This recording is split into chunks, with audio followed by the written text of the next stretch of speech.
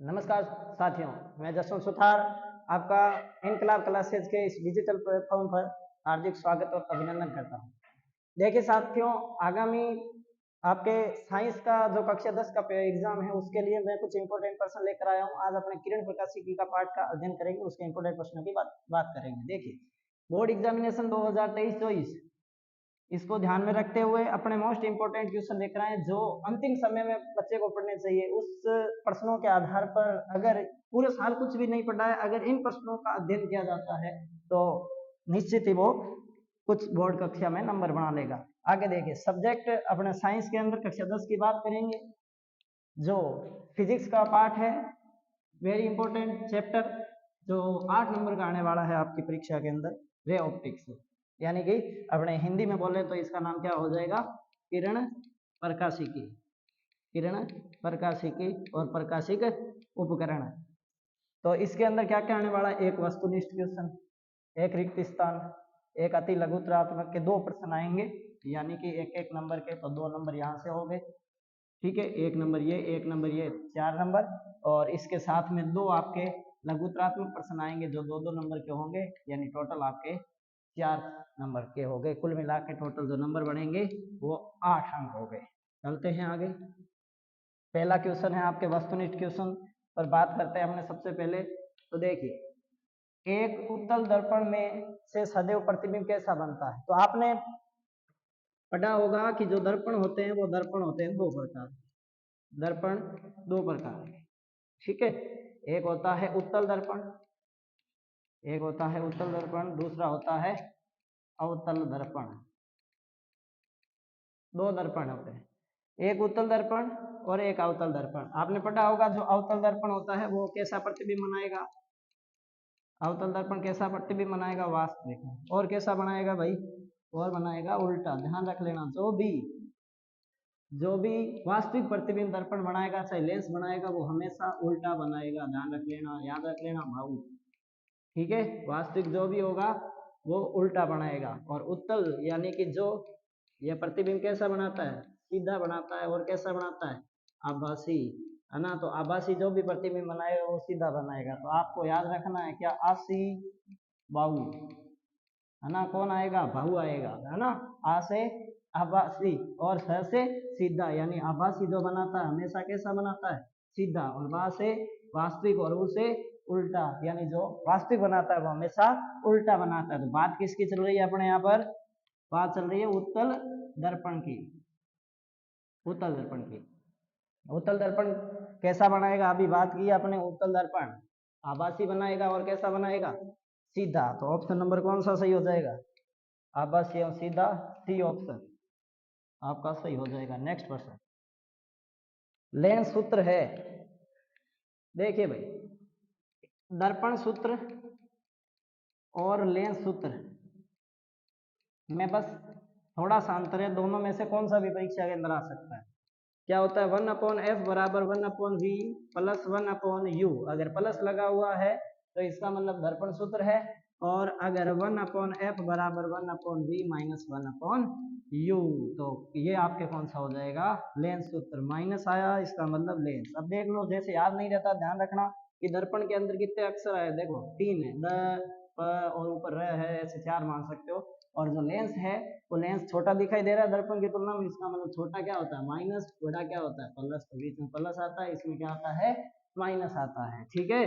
चलते हैं, देखिए कौन सा ऑप्शन होगा। पहला देखो, 1/v माइनस 1/u बराबर 1/f, 1/v माइनस 1/u बराबर 1/f। तो कौन सा उत्तर हो जाएगा आपका, पहला ऑप्शन सही हो जाएगा। नेक्स्ट क्वेश्चन,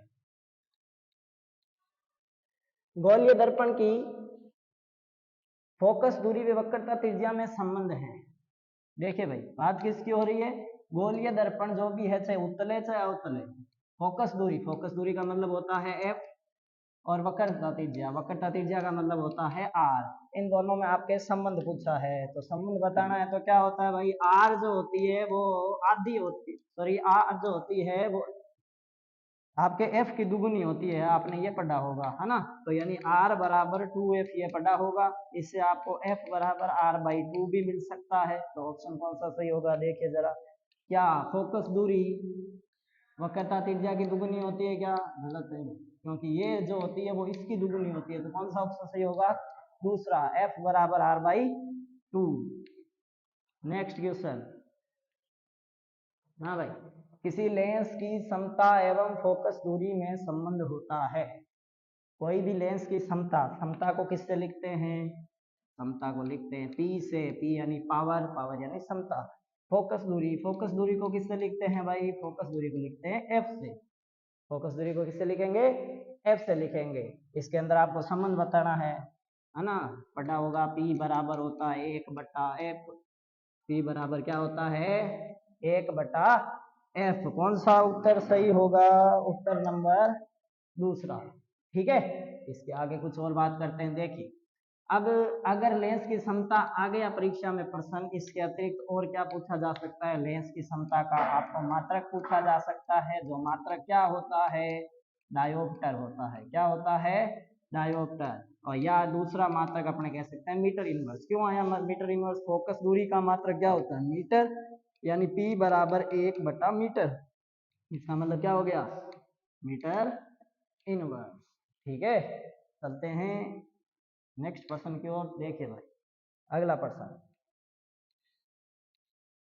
आपतन कोण का मान बराबर होता है। बोर्ड परीक्षा में ये प्रश्न आया हुआ है, ध्यान रख लेना। आपतन कोण का मान बराबर किसके होता है? तो आपने पढ़ा होगा क्या? परावर्तन के नियम। आपने परावर्तन के नियम पढ़े होंगे।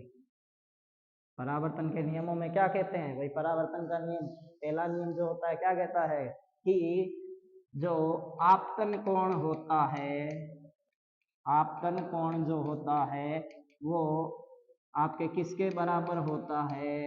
परावर्तन कोण के बराबर होता है। यानी कि इसे लिखते हैं कोण I से, और कोण I बराबर किसके हो जाएगा? कोण R के। कोण I बराबर कोण R। ये आपके परावर्तन का पहला नियम आप बोल सकते हो। यानी कि अब आपके यहाँ से प्रश्न और क्या आ सकता है कि आपतन कोण को बताइए या आपतन कोण को समझाइए। आपतन कोण क्या होता है भाई?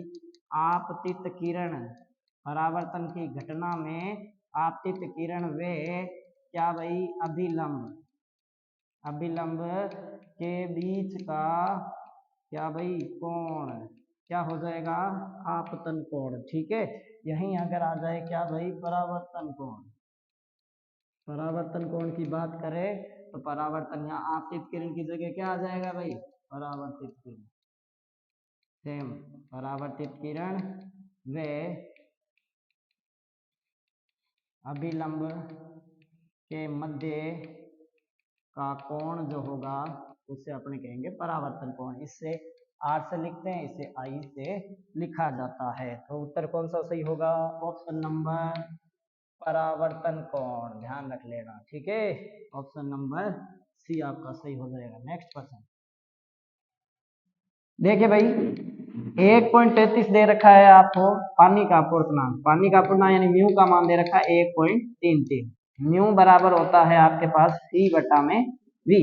तो म्यू का मान कितना दे रखा है? म्यू का मान है 1.33। सी का मान यानी प्रकाश की चाल 3 × 10⁸ और V इधर आएगा। 3 × 10⁸ में 1.33 का क्या लगाना है? भाग लगाना है। तो आपके पास आंसर क्या आएगा? देखिए भाई, 2.26 भाग लगाओगे तब आपके पास ये ऑप्शन मिलेगा, × 10⁸ मीटर/सेकंड। तो आपके पास आंसर हो जाएगा सी ऑप्शन। ठीक है,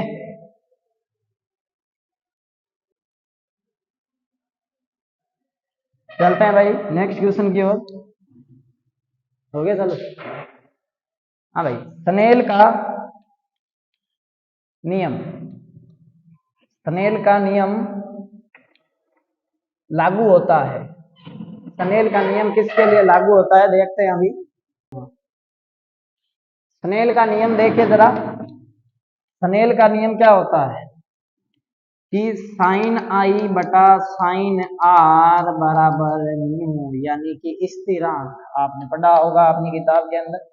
है ना। तो साइन आई बटा साइन आर, जब न्यू की बात आएगी, अपवर्तनांक की बात आएगी, अपवर्तनांक की जब भी बात आए तो ध्यान रखना अपवर्तनांक में अ आता है, अ का मतलब अपवर्तन होता है ना, परावर्तन से इसका कोई संबंध नहीं है। तो यहाँ पर अपवर्तन का कोई देख लो है तो ऑप्शन नंबर कौन सा हो जाएगा सही, पहला। अपवर्तन की घटना के अंदर किसका नियम लगता है, स्नेल का नियम लगता है। चलते हैं आगे। नेक्स्ट क्वेश्चन है आपके पास, अवतल लेंस के सामने रखी, अवतल लेंस के सामने रखी वस्तु का प्रतिबिंब बनता है। तो प्रतिबिंब की बात आ रही है, प्रतिबिंब क्या है, अवतल लेंस, लेंस है आपके पास अवतल, तो एक आपके पास उत्तल हो जाएगा और एक अवतल, दोनों की बात कर लेते हैं साथ साथ। देखिए उत्तल लेंस, दर्पण अलग चीज है, लेंस अलग है। तो उत्तल लेंस के अंदर जो प्रतिबिंब बनेगा वो सदैव वास्तविक बनेगा, और आपके पास वास्तविक बनता है तो मैंने बताया था कैसा बनेगा, उल्टा। और अब अवतल के लिए बात करें तो अवतल के अंदर आ जाएगा आपके पास वास्तविक नहीं तो कैसा, आभासी, और कैसा आभासी बनता है वो सीधा बनता है। तो ऑप्शन नंबर कौन सा सही हो जाएगा, जरा देखो। पहले इधर ये भी बात कर लेंगे, है ना। ये जो होता है आपका उत्तल लेंस और ये आपका उत्तल सॉरी अवतल लेंस। अब देखिए ऑप्शन नंबर कौन सा सही हो जाएगा, वास्तविक और सीधा, क्या वास्तविक सीधा बनता है क्या, नहीं। वास्तविक और उल्टा एकदम सही बात है। सॉरी अवतल की बात कर रहा है तो अवतल के लिए ये सही नहीं होगा, अवतल के लिए कौन सा हो जाएगा, आभासी एवं सीधा, क्योंकि आभासी उल्टा बनता नहीं है और वास्तविक है उल्टा। तो किसके लिए होता है, बात की थी अभी, किसके लिए, उत्तल के लिए। यही यहाँ पर अगर प्रश्न में यहाँ पर आपको उत्तल दे देता तो आपका यह सही हो जाता। चलते हैं आगे। नेक्स्ट प्रश्न है, समतल दर्पण की फोकस दूरी होती है ना। तो आपने ये देखो दो प्रकार के दर्पण पढ़े हैं, दर्पण के दो टाइप्स पढ़े हैं, एक है आपके समतल और एक होते हैं गोलीय दर्पण। एक होते हैं समतल दर्पण और एक होते हैं गोलीय दर्पण। तो गोलीय दर्पणों के अंदर आगे जाके दो पढ़ते हैं, एक आता है उत्तल और एक होता है अवतल। तो अब अपने बात किसकी कर रहे हैं, समतल की। और समतल की जो फोकस दूरी होती है, क्यों, देखिए वो होती है आपकी अनंत। क्या होती है, अनंत। इसका कारण क्या है, कारण यह है क्योंकि इसके अंदर कोई भी किसी भी प्रकार का वक्राकार भाग नहीं होता, यानी मुड़ा हुआ नहीं होता, है ना। फोकस दूरी उन्हीं की होगी जिनका क्या होगा, जो गोले से बनेंगे, जो लेंस या दर्पण आपके गोले से बनते हैं उन्हीं की आपकी क्या होती है, फोकस दूरी कुछ निश्चित होती है ना। तो इसके अंदर कोई निश्चित तो होगी नहीं, इसके लिए आप अपने ध्यान रखना क्या होती है, अनंत होती है। नेक्स्ट देखिए भाई, कौन सी घटना के कारण जल में डूबी पेंसिल मुड़ी हुई दिखाई देती है ना। जल में जब पेंसिल डुबोई जाती है, चाहे सिक्का डुबाया जाता है, तो सिक्का जब ऐसे जल में आप डुबोते हो तो आपको पता है सिक्के की स्थिति वास्तविक स्थिति है, लेकिन सिक्का आपको थोड़ा ऊपर उठा दिखाई देता है। तो इस घटना का कारण भी क्या है, अपवर्तन। इसी प्रकार इस घटना का भी कारण, ये टेढ़ा दिखाई देना भी क्या है, अपवर्तन। जैसे आप एक नेक्स्ट पार्ट में आगे जो पार्ट उसमें पढ़ते हो कि जो तारे होते हैं वो क्यों टिमटिमाते हैं, तारे जो होते हैं वो टिमटिमाने का कारण जो होता है वो भी क्या होता है, वायुमंडलीय अपवर्तन। क्योंकि प्रकाश की जो किरण है वो सघन से विरल, विरल विरल से क्या चलती है, सघन में चलती है, इसलिए बार बार उसका अपवर्तनांक चेंज होता रहता है, इस कारण वो टिमटिमाने लग जाते हैं। नेक्स्ट पर्सन, अब पढ़ेंगे रिक्त स्थानों की पूर्ति। जरा देखिए भाई, निर्वात में प्रकाश की चाल होती है। तो निर्वात में प्रकाश की चाल आपको याद रखनी है 3 × 10⁸ मीटर पर सेकंड। ये बोर्ड परीक्षा में पहले पूछा गया सवाल है। लेंस की फोकस दूरी धनात्मक, किस लेंस की फोकस दूरी धनात्मक होगी, जिसकी क्षमता धनात्मक होती है, क्षमता यानी कि जिसकी धनात्मक होती है वो वैसा कौन होगा भाई, उत्तल। और यहाँ पर आपके क्या हो जाएगा, अवतल। ठीक है, यानी उत्तल लेंस की फोकस दूरी धनात्मक तथा अवतल लेंस की फोकस दूरी ऋणात्मक होती है।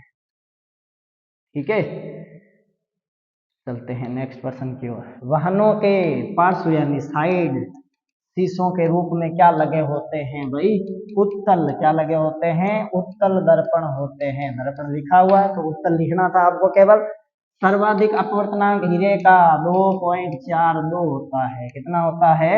2.42। किसी दर्पण के ध्रुव से फोकस बिंदु की दूरी, कोई दर्पण है उसकी, जैसे मान लो कोई भी दर्पण अपने ले लेते हैं, ये ऐसा कोई दर्पण है, किसी दर्पण के ध्रुव से ऐसे बना देते हैं, ध्रुव ये रहा, इसे पी पोल बोलते हैं। फोकस, फोकस बिंदु मान लो ये रहा, यहाँ से यहाँ की दूरी आपको पता है एफ होती है। एफ को क्या बोलते हैं भाई? फोकस दूरी। क्या बोलते हैं? फोकस दूरी। नेक्स्ट पर्सन, एक दर्पण की वक्रता त्रिज्या 20 सेंटीमीटर है। कैसा दर्पण है? सीधा ही बता रखा है दर्पण है, उसकी वक्रता त्रिज्या सीधी दे रखी है, तो आप एक बार ले लो आर, है ना। इसकी फोकस दूरी क्या होगी? तो दर्पण की अगर वक्रता त्रिज्या आर प्लस की दे रखी है, इसका मतलब वो कैसा है? अवतल है। कैसा है? अवतल दर्पण है। कैसा है? ये भी ध्यान रखना, अवतल दर्पण है। आर जो है आपको 20 दे रखी है, आर बराबर 2f की होती है, पता है। एफ निकालनी है तो आर बटा में 2, आर बटा में क्या कर दो? आर बटा में 2 कर दो, यानी 20 के अंदर किसका भाग लगा दो? 2 का। 10 सेंटीमीटर इसकी क्या आ जाएगी? 10 सेंटीमीटर इसकी फोकस दूरी आ जाएगी। प्रतिबिंब की दूरी भी, प्रतिबिंब की दूरी v होती है, और वस्तु की दूरी u से लिखते हैं, का अनुपात लेंस का क्या कहलाता है? तो लेंस का क्या कहलाएगा भाई? क्या पूछ रहा है? v और u का अनुपात, तो v बटा में u बराबर होता है m, और ये किसके लिए होता है? ये लेंसों के लिए होता है, तो इसे बोलते हैं आवर्धन। m को क्या बोलते हैं? आवर्धन। इस रिक्त स्थान के अंदर आपके आवर्धन आ जाएगा। तो कुछ ये मोस्ट इंपोर्टेंट आपके रिक्त स्थान थे। अब आप बात करेंगे अति लघुत्तरात्मक प्रश्नों के बारे में, जो कि आपके सामने देखो पहला प्रश्न है, परावर्तन का कोई एक नियम लिखना है। तो दो नियम पढ़े होंगे आपने, दो तो कम से कम, उनमें से आपको एक नियम लिख देना है। चाहे कोण आई बराबर कोण आर लिख देना, चाहे आप ये लिख देना कि आपतित किरण, अभिलंब और परावर्तित किरण तीनों एक ही तल के अंदर विद्यमान होते हैं। तो ये दो नियम थे, इसमें से आपको एक नियम लिखना है, बोर्ड परीक्षा में आया हुआ सवाल है। नेक्स्ट क्वेश्चन देखिए भाई, विवर्तन को परिभाषित करें। विवर्तन क्या होता है? देखिए जरा, आपने परावर्तन पढ़ा कि कोई आपतित किरण आए वापस परावर्तित हो जाए, एक ही माध्यम की बात होती है। अपवर्तन के अंदर, अपवर्तन में दो माध्यम, यानी कि एक अपवर्तनांक μ1 और दूसरे का अपवर्तनांक μ2, ये बात होती है। इसी प्रकार से कुछ और घटनाएं हैं, जैसे व्यतिकरण होता है, विवर्तन होता है, ध्रुवण होता है ना। तो उसके अंदर अपने विवर्तन की परिभाषा क्या होती है? देखिए जरा, विवर्तन, विवर्तन क्या होता है? जैसे मान लो ये एक लाइट है, ये कोई प्रकाश स्रोत है, इसके सामने मैंने कोई एक अवरोध लगा दिया, अवरोध है ना, जिसकी जो लंबाई है ना, वो लंबाई अल्प मानी जाती है, अल्प लंबाई का एक अवरोधक लगा दिया। इससे जो ऐसे प्रकाश इस रूप में जाता है, यानी इसे क्या बोलते हैं? तरंगागर।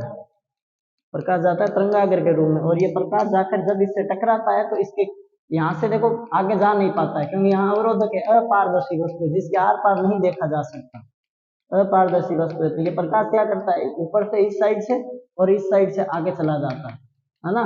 तो ये ध्यान रखना। तो क्या परिभाषा हो जाएगी? प्रकाश का किसी अल्प अवरोधक से, अपारदर्शी बोलना जरूरी है, ठीक है, अल्प अपारदर्शी अवरोधक से टकराकर उसके किनारों से आगे उसकी ज्यामितीय छाया में फैल जाना, या किनारों से मुड़कर आगे प्रवेश करना, ये जो घटना होती है उसे अपने नाम क्या देते हैं? विवर्तन देते हैं। ठीक है, तो ये आप थोड़ी बहुत याद कर लेना। यदि एक लेंस की क्षमता कितनी दे रखी है? प्लस 2.5, लेंस की क्षमता प्लस है, इसका मतलब कैसा लेंस है? उत्तल लेंस है। कैसा है? उत्तल लेंस। और इसकी जो क्षमता है आपको कितनी दे रखी है भाई? क्षमता जो दे रखी है वो दे रखी है 2.5। तो P बराबर होता है 1/f। ये मीटर के अंदर होता है, इसे सेंटीमीटर में बदलने के लिए 100 से मैंने कर दिया गुणा। तो P बराबर 100 बटा में F, ऐसा फॉर्मूला आया। यानी कि ऐसे कर दो, देखो भाई, यहाँ F आ जाएगा, इधर P चला जाएगा। F बराबर 100 के अंदर किसका भाग लगा दो? 2.5 का। तो F बराबर कितना आएगा? 40 सेंटीमीटर। कितना आ जाएगा?